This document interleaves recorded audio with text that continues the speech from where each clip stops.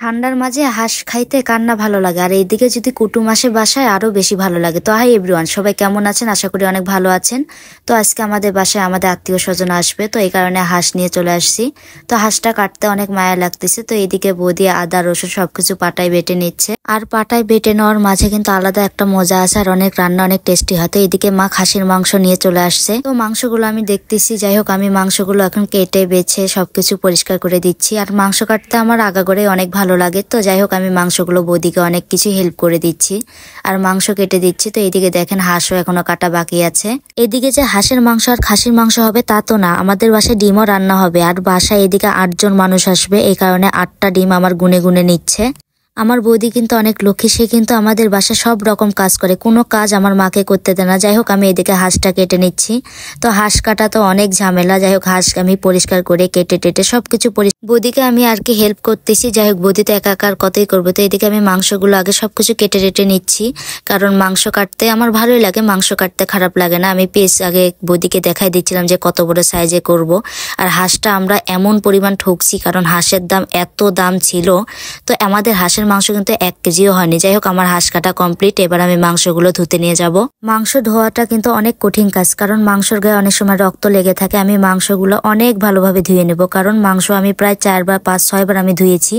এদিকে 2 রকমের মাংস, কারণ আমার অনেক কাজ করতে হয়েছে যা বলার বাইরে। যাই হোক আমি কষ্ট করে হলে 2-3 বার করে ধুয়ে নিলাম। ধুয়ে নেওয়ার পরও বৌদির কাছে আমি দিয়ে দিলাম। তো বৌদি এখন সবকিছু রান্না করবে।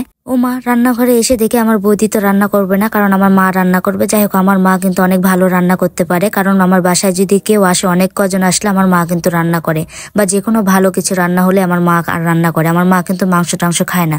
তো এই যে গাইস আমার আত্মীয় স্বজন চলে আসছে, দিদি পিসি বৌদি সবাই চলে আসছে।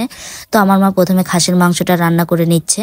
তো খাসির মাংস রান্না করে আমি দেখতেছিলাম। তো খাসির মাংস রান্নার পর এখানে প্রেসার কুকারে দিয়েছিল, ভিডিওটা নিতে পারিনি। তো যাই হোক এদিকে হাঁসের মাংসটা রান্না হচ্ছে, তো এদিকে সাথে সাথে আমি দেখতেছিলাম। আর এদিকে আমাদের কিন্তু ডিমও রান্না হয়ে গেছে, প্রায় অনেক কিছু রান্না হয়ে গিয়েছে। তো খাসির মাংস রান্নার পরও আমি দেখাচ্ছিলাম, বৌদি এখানে লেবু টেবু কাটতেছিল। যাই হোক খাসির মাংস প্রেসার কুকার থেকে ঢালার পর দেখেন কি কালার, খাসির মাংসের ওরকম কোনো কালার আসেনি। যাই হোক মাংসটা তারপর আমরা হাঁসের মাংস প্রেসার কুকারে তুলে দিই, কারণ হাঁসের মাংস অনেক সময় চিমড়া হয়। তো যাই হোক আমরা হাঁসের মাংস প্রেসার কুকারে তুলে দিই। তো এদিকে আমি একটু জাল দিচ্ছিলাম আর ভিডিও নিচ্ছিলাম। তো আর যাই হোক সবকিছু মা রান্না করছে, আমি একটু মাঝে মাঝে এসে ভাব নিচ্ছিলাম। আর খাসির মাংস দেখে আমার একটু খাইতে মন চাচ্ছিল। যাই হোক আমি একটু টেস্ট করে দেখতেছিলাম লবণ ঠিক হয়েছে কিনা। তো যাই হোক সবকিছু ঠিকই ছিল, আর এত স্বাদ ছিল তা বলার বাইরে। দেখেন আমি সবাই রান্না করেছি আর আমি একটু ভিডিও নিচ্ছিলাম। তো যাই হোক সবাই রান্না করেছে, রান্না দেখতেও অনেক ভালো লাগে। তো আমাদের হাঁসের মাংস রান্না প্রায় শেষ। তো আমি হাঁসের মাংস আমার মা আমাকে বলতেছে যে দেখ তো কেমন হয়েছে। তো আমি আর কি এত গরম আমি ফুদে ফুদে খাচ্ছিলাম। আর যাই হোক হাঁসের মাংসটা এত টেস্টি হয়েছে তা আপনাদেরকে বলে বোঝাতে পারবো না। আর শীতের মাঝে তো হাঁসের মাংস খুবই টেস্টি, তো আপনারা কেউ লোভ দিয়েন না। তো এইদিকে মা একটু গরম মশলা দিয়ে দিল। তো এইদিকে আমাদের প্রায় সবকিছু রান্না কমপ্লিট। বৌদি এখন খাসির মাংস সবার বাটিতে বাড়তেছে, তো সবাইকে খাসির মাংস দিচ্ছে আর কি। আর অনেক রকম ছিল, এখানে ডাল ছিল, পালং শাক ছিল।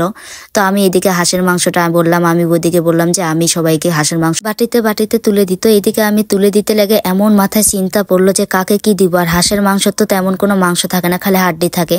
তো আমি তো প্রচুর লজ্জায় পড়ে গিয়েছিলাম। তার যাই হোক সবাইকে আমি সমান ভাগে ভাগে দিচ্ছিলাম, আর বৌদিকে বলতেছিলাম যে দেখেন ঠিক আছে নাকি। আর বৌদি সবাইকে শিখাই দিচ্ছিল। তো এই দেখেন সবাই মাটিতে খাইতে বসছে।